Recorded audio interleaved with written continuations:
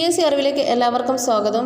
കേരള PSCയുമായി ബന്ധപ്പെട്ട latest update notification ഉൾപ്പെടെ എല്ലാ കാര്യവും ഞാൻ നിങ്ങൾക്ക് നമ്മുടെ ചാനലിലൂടെ ഷെയർ ചെയ്ത് തരുന്നതാണ്. അതുപോലെ തന്നെ മത്സര പരീക്ഷകൾക്ക് വേണ്ടിയുള്ള ക്ലാസ്സുകൾക്കുമായിട്ട് നിങ്ങൾ ഈ ചാനൽ ആദ്യമായിട്ട് കാണുന്നവരാണെങ്കിൽ സബ്സ്ക്രൈബ് ചെയ്യാനും ഷെയർ ചെയ്യാനും മറക്കരുത്.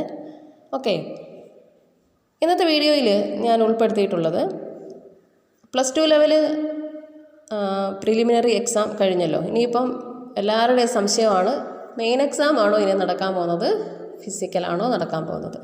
അപ്പോൾ വാർത്തയിലൊക്കെ നമ്മൾ കണ്ടിരുന്നു, ന്യൂസൊക്കെ ആയിട്ട് കണ്ടിരുന്നു, ഫിസിക്കലാണ് ഇനി നടക്കാൻ പോകുന്നതെന്നൊക്കെ കണ്ടിരുന്നു. അപ്പോൾ ഒത്തിരി പേര് സംശയമായി ചോദിച്ചിട്ടുണ്ടായിരുന്നു.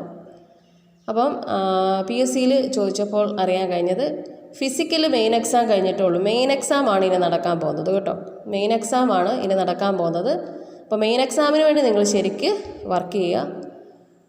ഫിസിക്കൽ മെയിൻ എക്സാം കഴിഞ്ഞതിന് ശേഷമേ PSC നടത്തത്തുള്ളൂ. ഓക്കെ, അപ്പോൾ മെയിൻ എക്സാമിന് വേണ്ടി ശരിക്ക് വർക്ക് ചെയ്യുക. സ്കൂൾ പാഠപുസ്തകവുമായി ബന്ധപ്പെട്ട ക്ലാസ്സുകൾ ഞാൻ ഓൾറെഡി അപ്ലോഡ് ചെയ്തിട്ടുണ്ട്, ഇനിയും അപ്ലോഡ് ചെയ്ത് തരാം. അതുപോലെ തന്നെ സിലബസ് അനുസരിച്ചുള്ള ക്ലാസ്.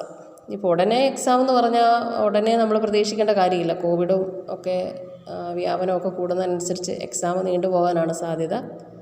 ഓക്കെ, ഇപ്പോൾ എക്സാം കഴിഞ്ഞ ദിവസം നടത്തിയത് നിങ്ങൾക്ക് എഴുതണ്ട. ഇനിയിപ്പം കോവിഡിൻ്റെയൊക്കെ അറിഞ്ഞിട്ടൊക്കെ ഉള്ളൊരു എക്സാം വരത്തുള്ളൂ. എന്തായാലും നമുക്ക് പഠിക്കാൻ സമയം കൂടുതൽ കിട്ടും. നിങ്ങൾ ആ സമയം വിനിയോഗിക്കുക കേട്ടോ. മാർക്ക് കുറഞ്ഞു പോയി, ഇപ്പം +2 ലെവലിൽ മാർക്ക് കുറഞ്ഞു പോയി, പിന്നെ എല്ലാവരും പഠിച്ചു. എന്നാ ചോദിച്ചാൽ കട്ട് ഓഫ് ഒക്കെ വലിയ രീതിയിലൊന്നും വരാനുള്ള സാധ്യതയൊന്നും ഇല്ല കേട്ടോ. തസ്തിക തിരിച്ച് വരുമ്പോൾ ചില തസ്തികകൾക്ക് കട്ട് ഓഫ് കുറവായിരിക്കും. അപ്പം നല്ല രീതിയിൽ പഠിക്കുക, ശരിക്ക് പഠിക്കുക. PSC പരീക്ഷ എന്ന് പറഞ്ഞാൽ ശരിക്കും പഠിച്ചുകൊണ്ടേയിരിക്കുക. അല്ലാതെ ഒരു എക്സാമിൽ മാർക്ക് പോയെന്ന് പറഞ്ഞ് ഡൗൺ ആയിട്ടിരുന്നാലൊന്നും ഗവൺമെൻറ് ജോലി നേടിയെടുക്കാൻ പറ്റത്തില്ല. നിങ്ങൾ ശരിക്ക് പഠിക്കുക. ഞാനും വീഡിയോ അപ്ലോഡ് ചെയ്ത് തരുന്നതായിരിക്കും. അതുപോലെ തന്നെ സ്കൂൾ പാഠപുസ്തകം ഓരോ ചാപ്റ്റർ അതുമായി ബന്ധപ്പെട്ട കാര്യങ്ങൾ നമ്മളിനി പഠിച്ചെടുക്കുകയാണ്.